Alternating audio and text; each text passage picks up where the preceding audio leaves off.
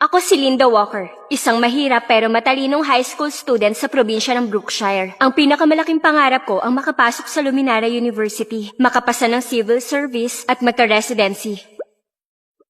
Pero mababa pa rin ang score ko. Kulang pa ang points ko.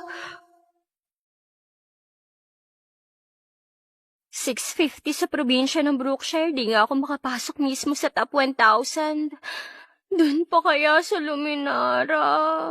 Sakto nung wala talaga ako maisip na paraan. Biglang may dumating na magandang balita. Rich kid pala ako sa capital city. Napagpalit pala ako nung pinanganak kami. Nananaginip ba ako? Miss Walker. Miss Walker! Ay, Dito po.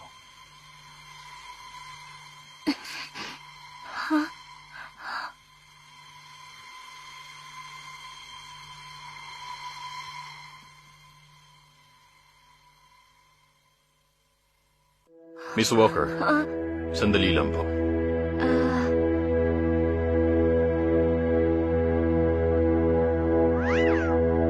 Linda Walker, ginagawa mo? Magta-drop out ka? ako ang tunay na rich kid sa capital city. Kawawa kasi nung pagpalit ako nung pinanganak ako. Doon ako magka-college exam. Capital City.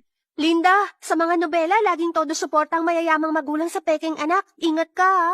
Huwag kang mag-alala. Wala akong pakialam kahit hindi nila ako gusto. Ang habol ko, residency. At hindi pamilya. Pagkatapos ng exam, babalik ako ha. Residency. Heto na ako. Nancy!